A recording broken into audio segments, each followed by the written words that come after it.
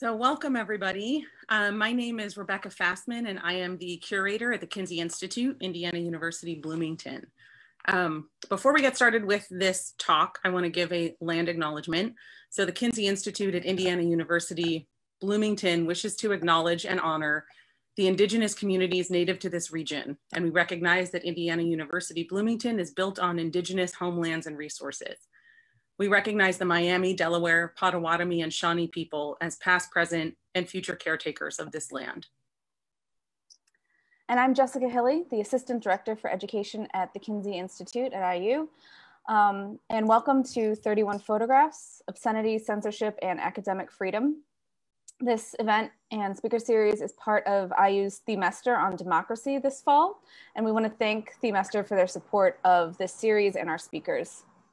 The series is called 31 Photographs after a case in the 1950s when a number of materials, including 31 snapshots of people engaged in various sex acts, were sent through the mail to the Kinsey Institute, which at that time was the Institute for Sex Research at Indiana University. And they were seized for being obscene materials that you couldn't send through the mail. We'll talk more about the history of this case next week, but what Rebecca and I want to do today is talk about what obscenity actually means, what it means to call something an obscene material, and why that creates an exception to the First Amendment and freedom of expression, which are, as we know, are so important to democracy. I'm sorry, there's a siren going by my house. So when we were talking about advertising for this event and doing our discussion today, we considered showing the 31 photographs because we have them, because spoiler alert, we've won the case. So we have them available, but we decided not to show them because the concern was that it would be a violation of the community standards on social media and especially Facebook, since we're using Facebook Live tonight. And Rebecca, I know you've come up against this issue in the past, you know, doing social media and the art posts for Kinsey. So could you talk a little bit about the kind of self-censorship involved in working with sexual materials? Sure. So I research and write our Wednesday art posts, which are on our social media platforms. If you're not already following them, you should be, and you probably are on Facebook right now, but we also have Twitter and Instagram, just Kinsey Institute on Facebook, Twitter, and Instagram, no TikTok yet. So Facebook and Instagram have similar restrictions. They're owned by the same company. And they say, we restrict the display of nudity or sexual activity because some people in our community may be sensitive to this type of content. We understand that nudity can be shared for a variety of reasons, including as a form of protest, to raise awareness about a cause, or for educational or medical reasons. Where such intent is clear, we make allowances for the content. For example, while we restrict some images of female breasts that include the nipple, we allow other images, including those depicting acts of protest, women actively engaged in breastfeeding, and photos of post-mastectomy scarring. We also allow photographs of paintings, sculptures, and other art that depicts nude figures. So we have mostly self-censored, and we've kept to fairly tame nudity. It is sort of interesting that in my experience, a photograph, let's say a photograph of a penis is much more likely to be flagged than a drawing of a penis. So the medium matters as well. But you know, for the most part, we've self-censored, though we have had a post flagged by a human person, not by the algorithm. But it wasn't because of any sexually explicit material. It was because the photograph that was presented was of two men embracing, and the person who flagged it, it seemed to fall outside of their community standards about what is acceptable. So these rules, these sort of community standards, are sometimes enforced by the company itself through these algorithms, and the company has much stricter rules generally than what can and can't be shown in the federal government. But oftentimes the rules are enforced by us, right, by individuals. And so we all have the power to report what we deem as outside of our own community standards. But what we have run up against is, you know, what happens when you have people who are homophobic, racist, or transphobic, or misogynistic, or whorephobic. You have this ability to like really severely impact someone's life in a really damaging way. And so, yeah, Jess, can you talk to us a little bit about community standards and corporate censorship versus governmental? Sure. So community standards is a really important part of obscenity law and the determination of sort of what is prohibited and not. So something that is obscene is defined in part as something that would offend the sensibilities of a community. And it's a great example of laws that were written before the internet that are still applied during the internet age, right? Because community used to be pretty easy to define by geographic area, right? So people living in the same physical space were part of a community. Now with the internet, we all know that you don't have to be physically near someone to be part of an online community or part of like the Facebook community, right? And that has led to corporations which have no duty to protect our right to free speech the way the government does through the First Amendment, that these corporations are sort of taking over the role of determining what is and is not acceptable for use on their platforms. And, you know, it's really easy to sort of go after social media platforms for any number of reasons, but to be fair, they are building these standards off of a very, very long history of regulating content, regulating expression based on sensibilities, especially when it comes to sexual imagery. And so this goes back well into the 19th century and earlier, including a guy named Anthony Comstock, who, Rebecca, I know you've done a lot of research about him and sort of his legacy in these issues, right? So can you talk about that? Yeah. So the first federal law on the subject of obscenity was the Comstock Act of 1873. I feel like I'm reading at you a lot, but it's fine. I'm going to read a truncated version of it out loud. And I do this so that you can understand just how expansive the law was regarding material culture. It really did affect every type of physical object, every type of thing. So, be it enacted by the Senate and House of Representatives of the United States of America in Congress that whoever shall sell or offer to sell or shall give away any obscene or indecent book, pamphlet, paper, advertisement, drawing, lithograph, engraving, woodcut, daguerreotype, photograph, stereoscopic picture, model, cast, instrument, or other article for indecent or immoral nature, or any article or medicine for the prevention of conception, or for causing abortion except on a prescription of a physician in good standing given in good faith, or shall advertise the same for sale, shall on conviction thereof be imprisoned at hard labor for not less than 6 months, nor more than 5 years for each offense, or fine not less than $100, nor more than $2,000 with costs of court.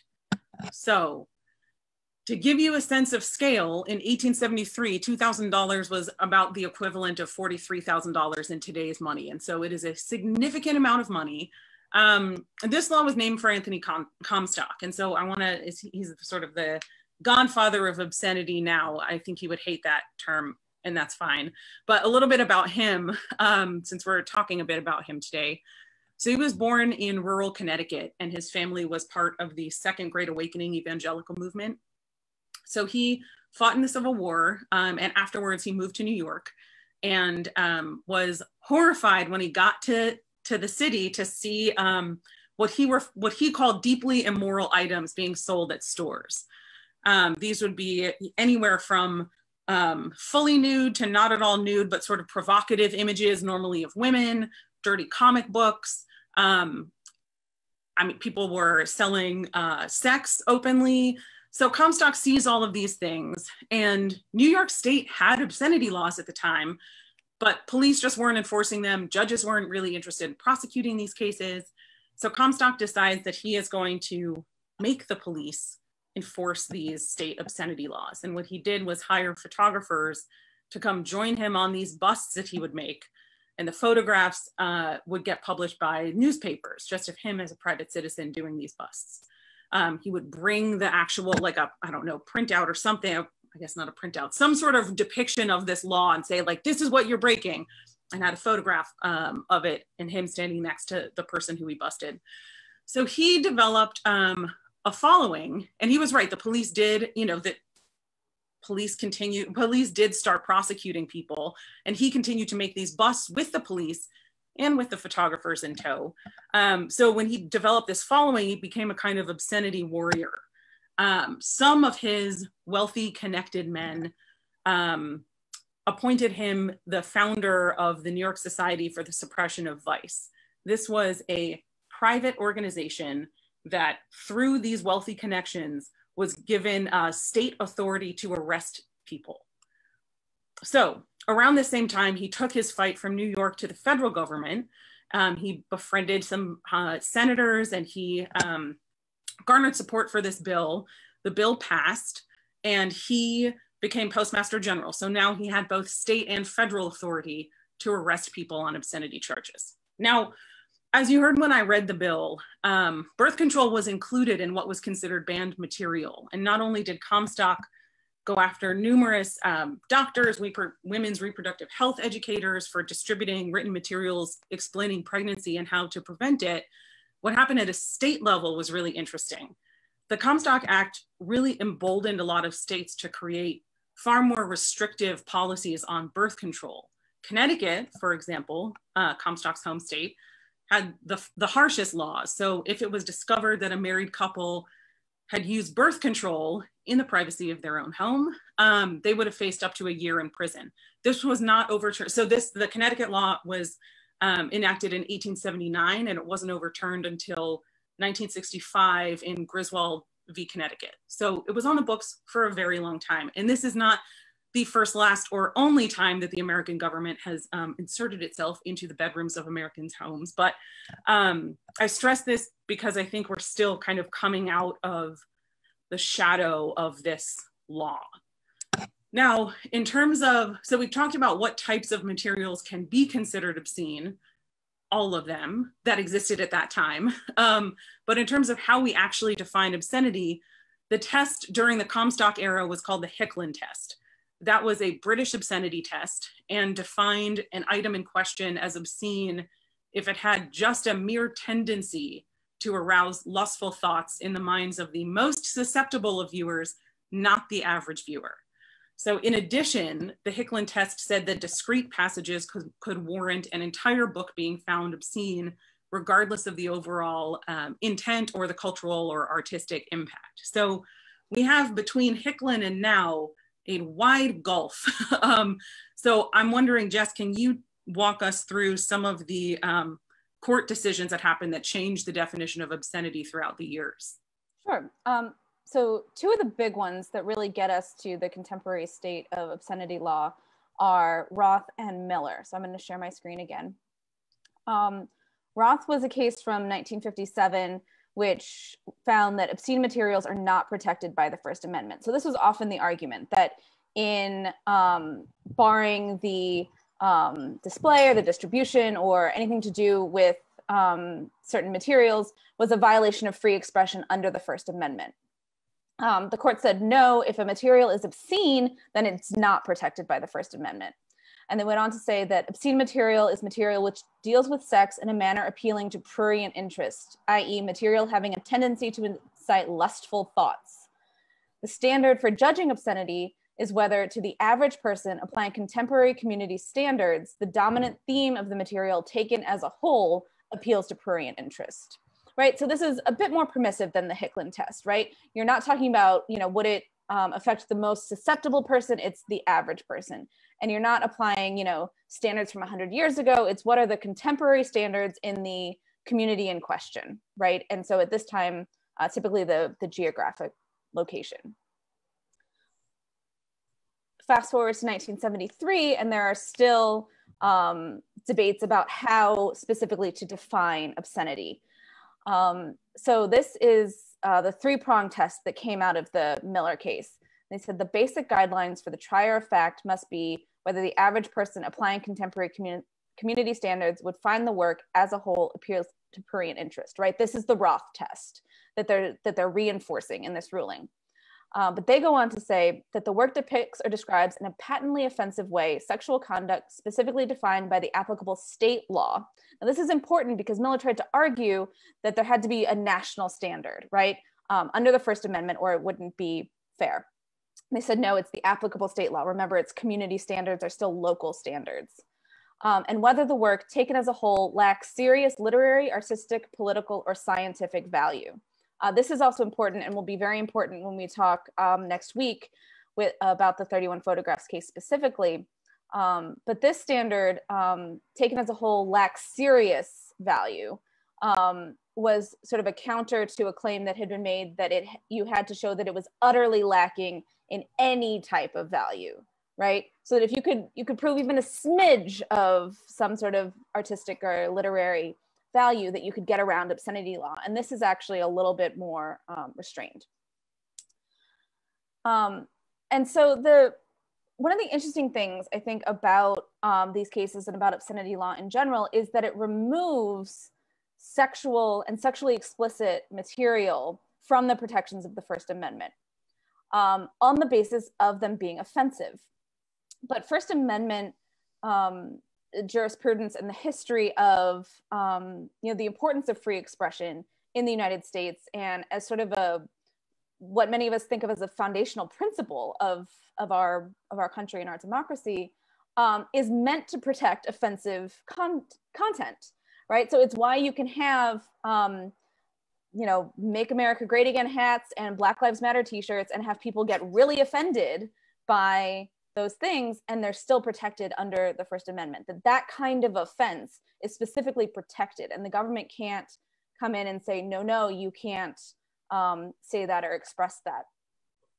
But if it has to do with sex, then it's a whole other situation, right? And so this really gets into to the issue of the different ways that that sex is treated. And I think, Rebecca, to your point about us still kind of,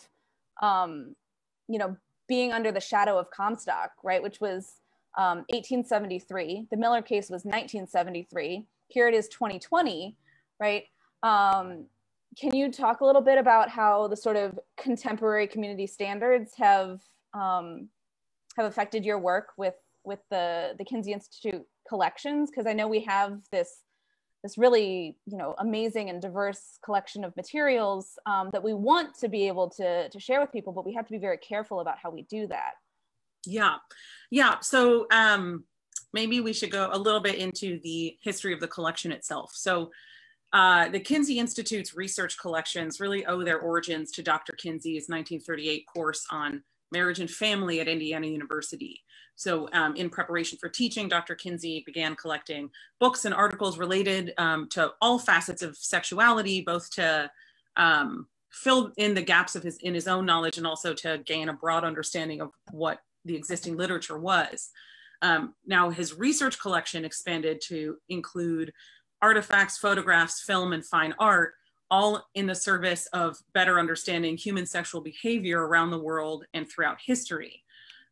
By 1947, when the Institute was founded as the Institute for Sex Research, later to be renamed the Kinsey Institute, it was the largest collection of sex-related materials in the world, and Dr. Kinsey sold it for $1 to the institution, providing the core around which the current collections have grown. Now, the current collection still comprise the largest public research collection on human sexuality in the world.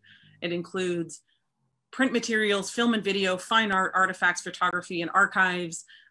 Really everything that Comstock listed, we have, and then every iteration of technology that has existed since then. So the Institute has really collected publications, objects, art, and data from 6 continents. We are missing Antarctica, and our holdings span over 2,000 years of human history. So one of the people in our collection we're very honored to have is George Platt Lynes. So Lynes was a photographer from the 1920s to the 1950s. He was the first staff photographer at Vogue. He was the chief photographer for what became the New York City Ballet from 1935 to 1955. And in addition to his commercial work, he also took photographs of male nudes. He took photographs of all every nude person, but for our intents and purposes today, we're going to be talking about the male nudes. So this category was one that he referred to as the most important in his career. We have a lot of, Kinsey and Lyons were friends from about 1945 to 1955 when Lyons passed away. And so we have a lot of correspondence in which Lyons spells out that, yes, this is the most important part of the work that I've done. So I co-curated an exhibition of his work at the Indianapolis Museum of Art at Newfields with Anne Young and Robin Lawrence, who are wonderful, brilliant humans. And we had the types of work separated by room. So we had his fashion work in one area, ballet in another, portraits in another, and the male nudes were in their own room. But even within the male nudes, we separated some of the male nudes out from the others. So within all of George Platt Lyons' nude photos, they run from being quite tame, so partially clothed, not fully nude, or maybe just focusing on a bare chest or an arm or some sort of comparatively innocuous body part, running all the way to like quite sexually explicit. So in that spectrum, we chose to show work that went from tame to full frontal male nudity.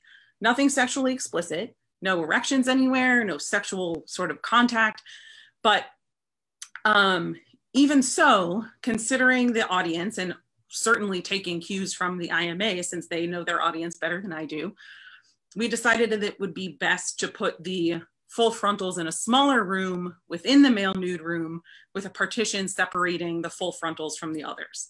Now on that partition, outside of that gallery, as well as outside of the actual exhibition itself, we had language that said, FYI, this exhibition or this gallery, depending upon which text you are reading, contains images of full frontal male nudity.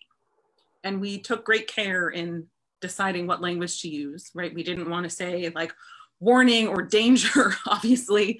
We don't want people to feel judged with whatever decision they make. We want to inform them, and you can make whatever decision you want based on your own comfort levels and the comfort levels of the people you're with.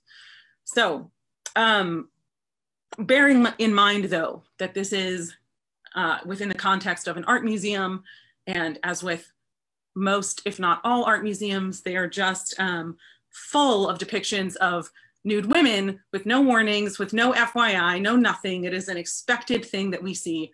That is a discussion for another day and probably with whiskey.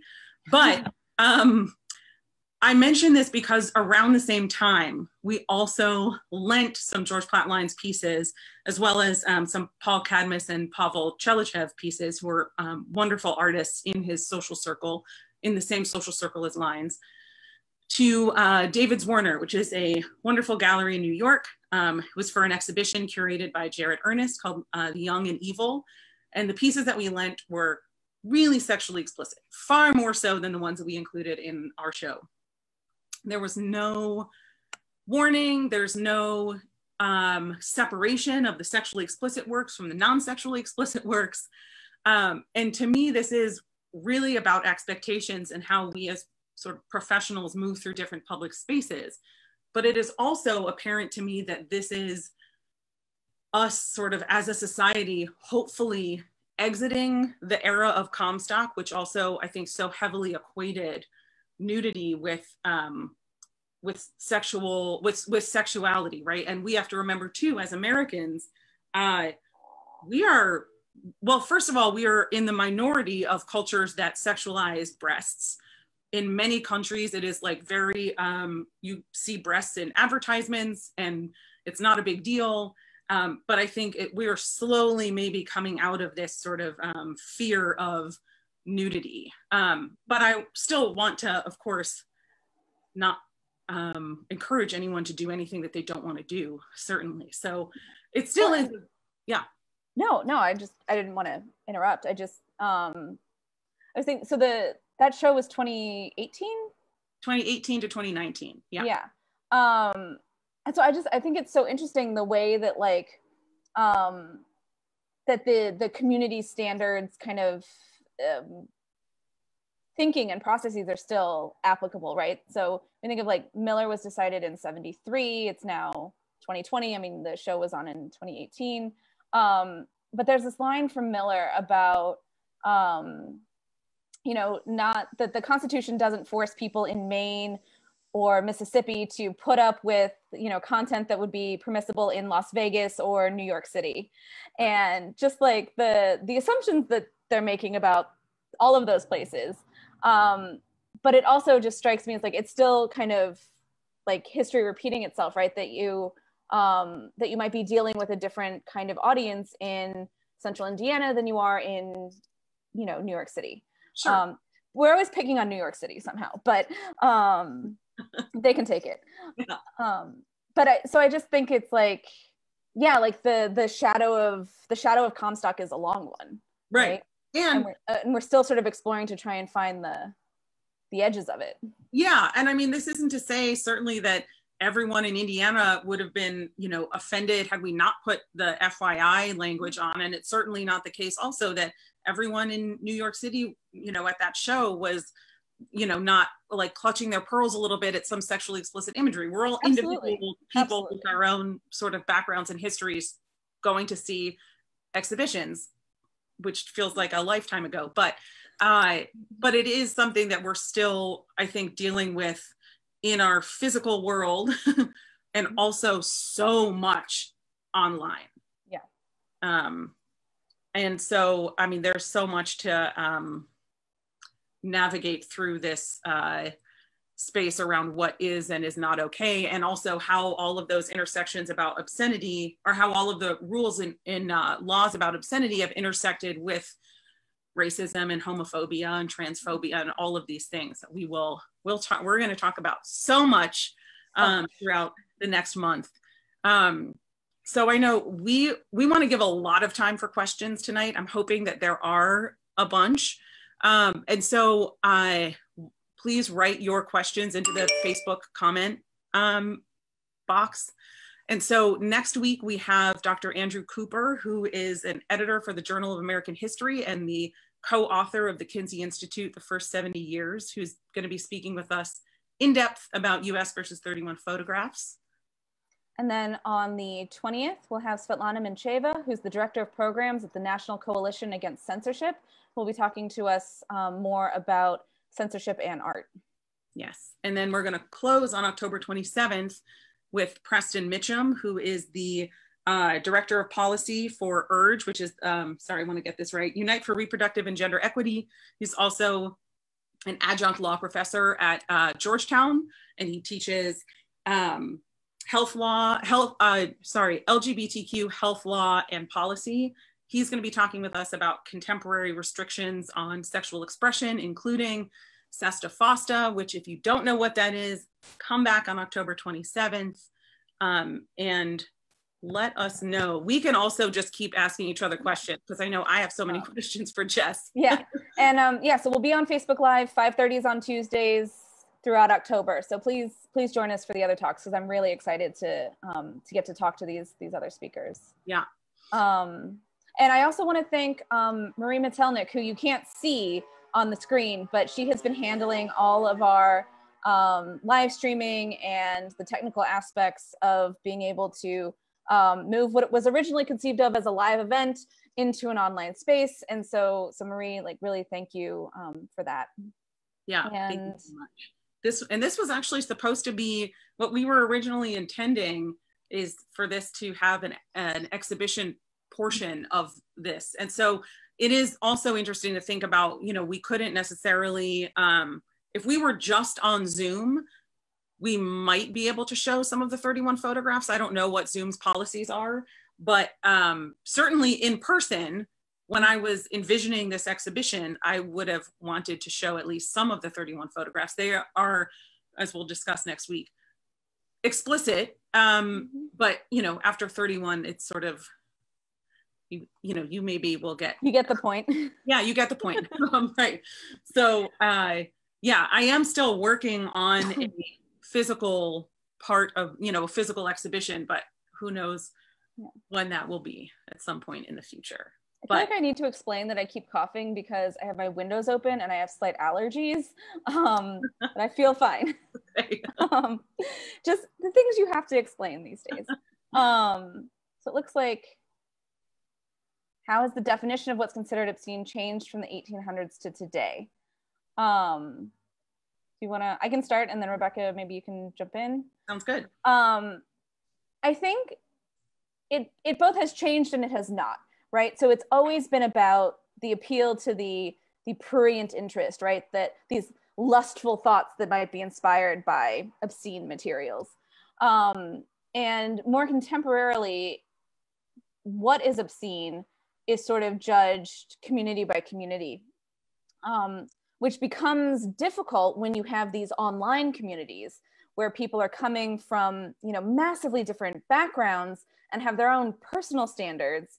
And then, you know, as Rebecca was talking about with like the images that get flagged for Kinsey are very much based on like an individual's perception of what is acceptable or not, rather than, you know, the standards of a local community. And then how do you evaluate what those standards are? And like it all becomes very difficult, especially with the rise of the internet.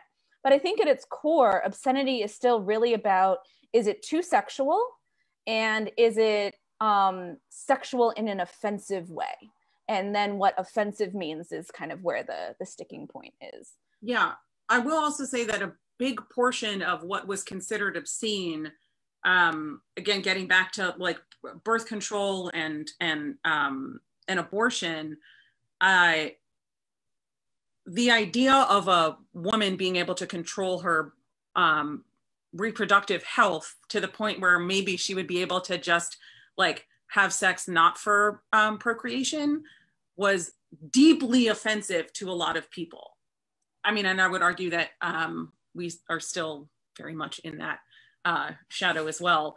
And so there is another aspect that is deeply, I'm sorry, I'm using that word so much today, deeply misogynistic as well. Mm-hmm. And we can see too, I mean, at the time in New York during the beginning of Comstock's era, abortifacients were available through the mail. You could go buy them in your neighborhood if you lived in a city. There was a sort of wide network of ways to control whether you had another child or not, or a child. And so, again, this really went against a lot of prominent, wealthy Christian ideas about what sex is for. God forbid it should be. And white and heterosexual and like all of the things that play into that, right? And I think too, I mean, there's another question that came in, how did the courts determine what is obscenity? It seems that it depends on the eye of the beholder.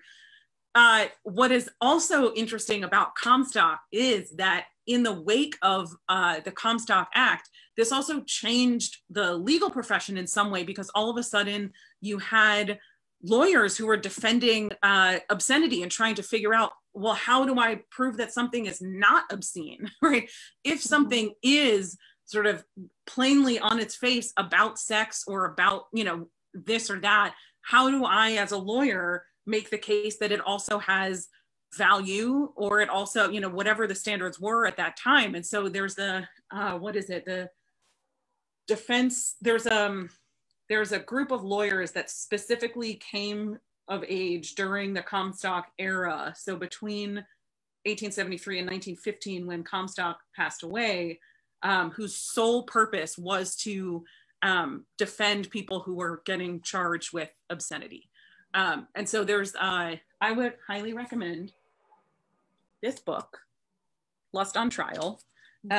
She goes into a lot of detail about how this happened and how, how the legal profession changed as a result. Let's see, there's a follow-up to the first question. Yeah, I think the sort of eye of the beholder standard before we get into that one is a really tricky one. And I think in many ways you're right, that it's obscenity, pornography, you know, I'll know it when I see it, right? Like it's that kind of thing. And that's what I think makes this so difficult. And yeah, that's in large part why courts have tried sort of shied away from making any more sort of explicit definitions, and in some ways kind of like pass the buck to the communities. And it's like, hey, these are community standards. Like, you guys figure it out, right? Yeah. Like, we're explicitly saying there's not a federal standard for obscenity. So it's just like, you know, Maine, Mississippi, New York, Las Vegas, whatever, like, just figure it out. Because it's hard to codify, right? Yeah. So the follow-up,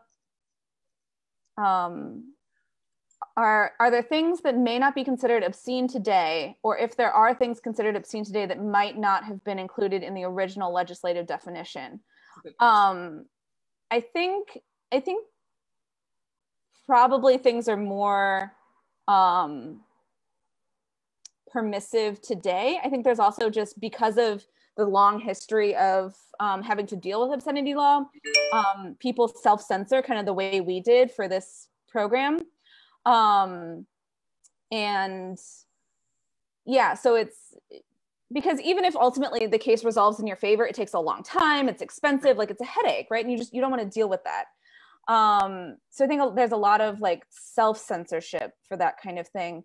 And also just new technologies. I don't think that Anthony Comstock in his wildest dreams would have imagined like the internet, or like, right? yeah, and, like, virtual reality, Snapchat, and, you know, yeah.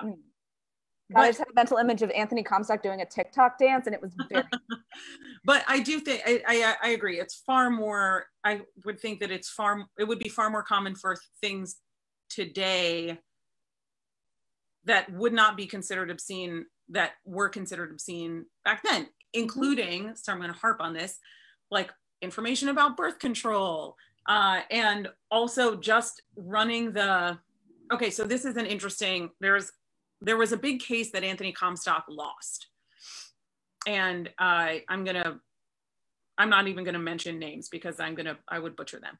But so Anthony Comstock called the photographs that someone was selling obscene, and there were photos of a ballet dancer who was fully clothed with tights and a little skirt and a top. I took ballet when I was 5. I don't remember any of the things. There was no tutu, but she had little kind of loops made out of chenille around her waist that were hanging in, I think, to her mid thigh. And Comstock said, when asked what is obscene about this is a fully clothed person. He said, well, the chenille made me think, basically, like, I'm paraphrasing, the chenille made me think of a vulva. And he lost that case, and he was furious about it. And so I do think, and it's nice to see some pushback against it. Like, no, you don't get to call a loop of fabric obscene because your mind went there. So there are limits to this. And there obviously were at that time. But again, I think there is, you know, we are very sort of we're persuaded, I think, by what is happening around us. And so if what is happening around us in large part is that people are living these very restricted, comparatively restricted lives, then we sort of follow suit. And so I do think that now we're in a far more permissive era. But again, country to country, that totally changes. So someone asked, how has the availability of internet porn altered the concept of community standards, or has that not impacted this aspect of the law yet? That is a good question. One of our artists, Barbara Nitke, who is a phenomenal photographer and a wonderful person, she was married to a porn producer in New York in the 70s and started off taking photos that would end up on the like VHS box outside of the tape, and then transitioned to taking photos sort of behind the scenes. So there are these very like kind of funny, normal photos of people doing normal things that you would do at work, like, you know, eating or like reading a newspaper, but you can tell by the background and what the person's wearing that they're on a porn set. Anyways, in the early mid 90s, she was realizing that the internet was going to be a really big deal for artists. It's going to be how artists get their work known, and her work was explicit. It is explicit. And so she actually wanted to see how far she could take this case that argued that community standards don't really exist anymore because of the internet. Her case was not taken. And so I think also there is this, again, hesitancy. I think the internet is a huge problem for obscenity law. Yeah. I don't quite know how we will like get to a place where we can, I don't know, legislate something, but it seems like no court wants to touch internet obscenity. I mean, Jess, do you agree with that? Yeah, I think it's I think that the main way people go after porn these days and certain types of porn is through other avenues of legality, right? So are they consenting adults, right? Do they know that they're being filmed? Do they consent to the filming and the distribution? Depending on the jurisdiction they're in, you know, are there condoms being used or not? You know, so all of these different things. So there are other avenues for sort of going after porn, but obscenity is a hard one. And I remember reading about a case that I think was either dismissed or withdrawn because I don't think it was ever adjudicated. But basically, the prosecutors wanted to go after this website that had some very gross, like, URL site name, right? And they said that this is offensive, you know, to, you know, we don't know what everybody on the internet does, but this is offensive to our community. And the site, because, you know, the defense had access to the website, was able to use IP addresses to show exactly how many people in that geographical like jurisdiction had accessed this website or others like it. And they said, well, people are going here, they seem to be going here a lot, so it can't be offensive to the standards of your community, right? Like, yeah, you know? Yeah. And so it becomes very you know, very difficult in that sense. Yeah. So number 4 is, how do you see what is considered obscene changing with the current political climate, and how is Kinsey preparing itself for this? Rebecca? I don't know. I mean, I think it again depends on what type of event we're talking about and where this event would be. I mean, it's tough to say because everything, you know, it feels like we are just like drowning in instability right now. And so nothing, I don't quite know how, I'll say this. There's a lot of material in our collection that is sexually explicit, just is. My interest is in trying to contextualize it in a way that fits it within the history of wherever it is from, and trying to talk about it in ways that I never want anyone to come to one of my shows and be turned on. That's like the least desirable thing that I want. I want them to read. I want them to learn things. And so for me, you know, it's not like before I was, you know, putting up, you know, all of these like very overtly, wildly sexually explicit shows. So for me, that it's not really changing because my curatorial sort of focus is not on, you know, I do show work that is sexually explicit, but I don't really pay attention to a lot of the sort of shocking sexually explicit nature to some of the work. I more, again, like, you know, try to contextualize it, try and talk about it in ways that also maybe, you know, maybe will hopefully make people feel more open to talking about sex in their normal lives outside of whatever space they're in. That is something that I have always noticed when I've given talks in galleries and museums, is that people, well, and I think everyone at Kinsey, all of my fellow employees have this same experience where if you like talk about what you do, people will ask you questions that are completely unrelated to what you're talking about, but do have to do with sex, because there aren't a lot of avenues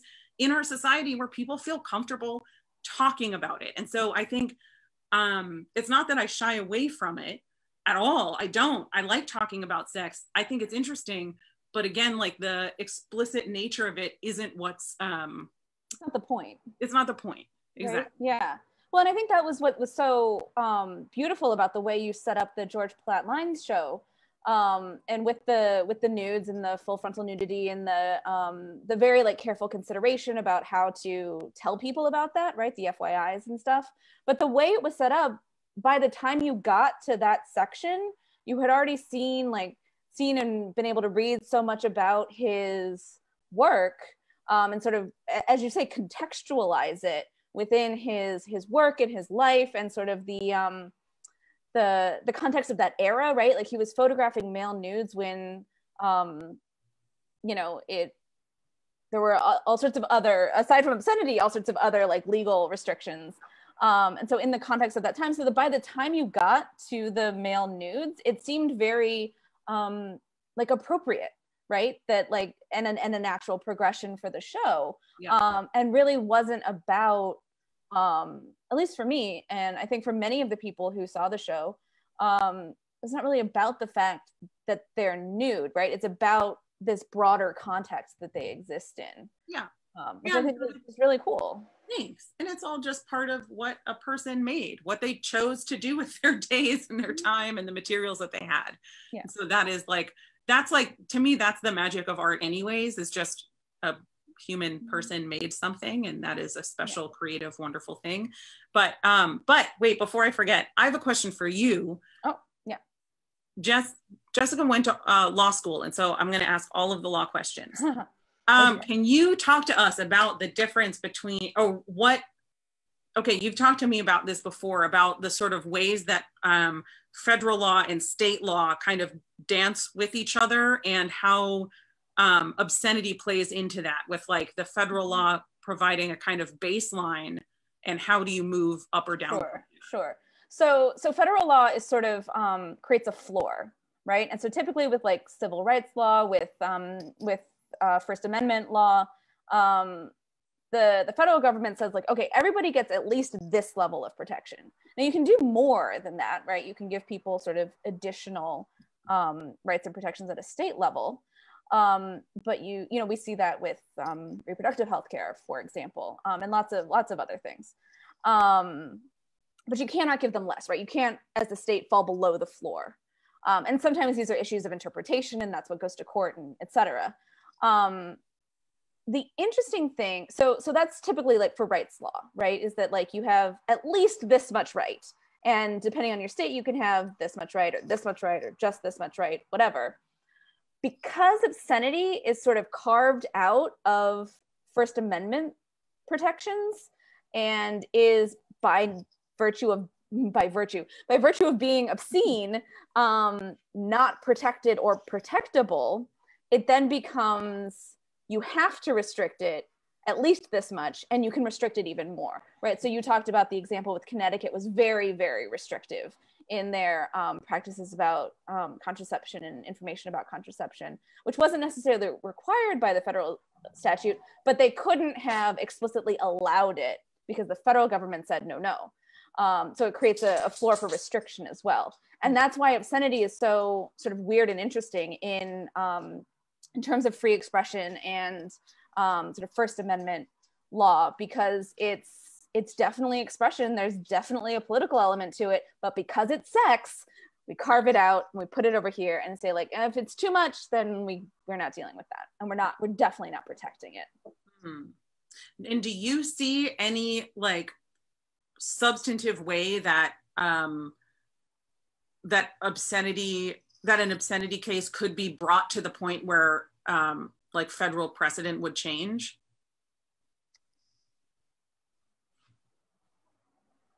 I would doubt it. Yeah. I mean, on the one hand, like, sure, there's always like a theoretical case, but in terms of like finding someone to take your case and find, you know, like you'd have to in some ways sort of invent a test case, especially since with, you know, kind of changing norms, changing community standards, changing definitions of community, it would be difficult to say what, you know, that something was impermissible solely by virtue of being obscene, right? If we're not talking like, you know, we're not talking about like, we're not talking about children, we're not talking about a lack of consent, like we're not talking about any of these other legal issues that could bar, you know, sexual content, just on the basis of obscenity, I think would be very difficult today. Not to say impossible, but. And sorry, to follow up, if the Supreme Court changes, do you think that would change? Because I would imagine that perhaps there are people who've been wanting to, I don't know, ban pornography, let's just say, I don't know. And that with a predominantly, like, do I have to worry about that too? With a conservative majority in the Supreme Court, is that something that could potentially, that you think maybe a lawyer or law firm would be more prone to take a case with a conservative majority Supreme Court? Possibly. I mean, it's hard to say, but it's also, I mean, you also have to remember that part of being a conservative justice, if you are judicially conservative as well as socially conservative, is that you believe in things like stare decisis, right? Which means precedent, basically. Like, so if an issue has already been decided by the court and it's stood for a long time, you need a really compelling reason to overturn it. And that compelling reason is typically a dramatic change in the social fabric of the country, right? So you think about like interracial marriage in Loving v. Virginia, or, you know, what have you, desegregation.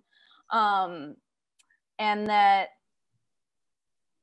so yeah. And I mean, you'd also sort of wonder if it would be, if obscenity is really the way to go, right? Given the difficulties of dealing with community standards, given the difficulty of determining what is and is not like literary or art, or, you know, like,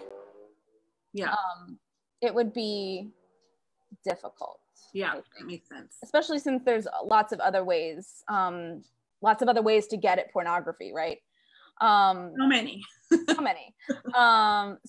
We have another question. Does the intended audience impact these issues? Examples of an exhibition intended for adult audiences in the US where the materials are acceptable, but the internet allows someone to see materials virtually that would be considered obscene in their own country.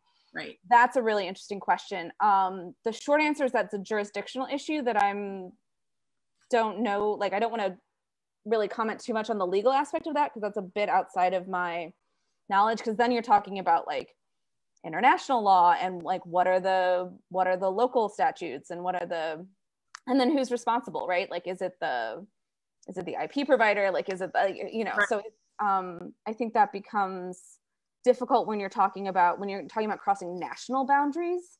I will say that, you know, there are ways to kind of,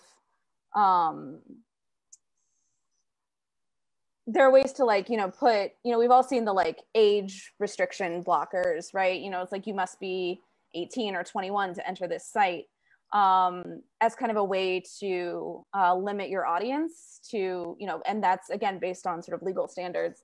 But those can and do vary by country and jurisdiction. So I think it really just depends on what the applicable local laws are.